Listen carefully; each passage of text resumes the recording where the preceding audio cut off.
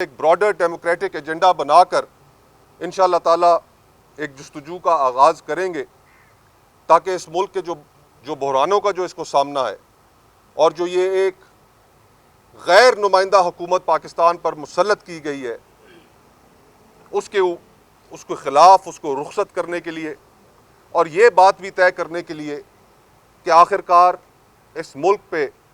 حکمران چننے کا جو حق ہے وہ کس کے پاس ہے، وہ اس ملک کی عوام کے پاس ہے فری اینڈ فیئر الیکشنز کے ذریعے،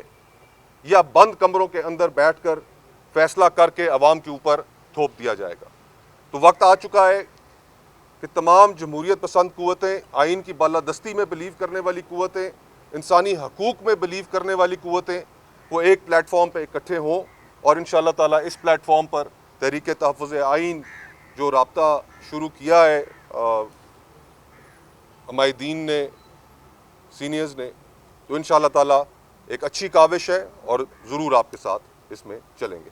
ہم لوگ چاہتے ہیں ملک میں فری اینڈ فیئر الیکشنز ہونے چاہیے،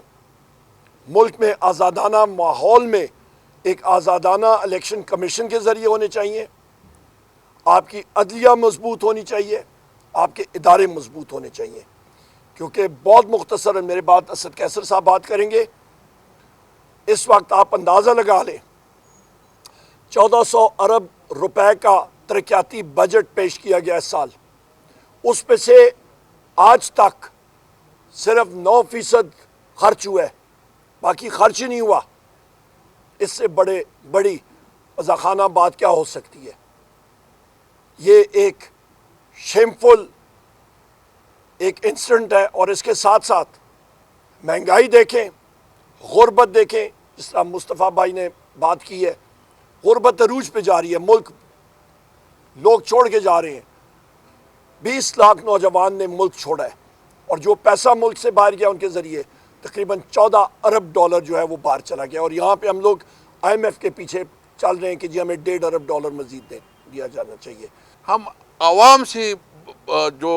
اوپینین لیں گے، مشاورت کریں گے، اور اس کے مطابق جو ہے نا ایک عمل طے کریں گے۔ یہ ملک چلے گا تو آئین اور قانون کے مطابق چلے گا، یہ ملک چلے گا تو یہاں قانون کی حکمرانی ہوگی، یہ کسی کی ذاتی شخصیت یا ذاتی خواہشات یا ذاتی ایگو کے اوپر نہیں چلے گا۔ میں صرف اس میں ایک مزید اضافہ کرنا چاہتا ہوں، جو اس وقت بلوچستان اور خیبر پختونخوا میں جو افغانستان کے ساتھ بارڈرز ایریاز پہ جو صورتحال چل رہا ہے انتہائی تشویشناک ہے۔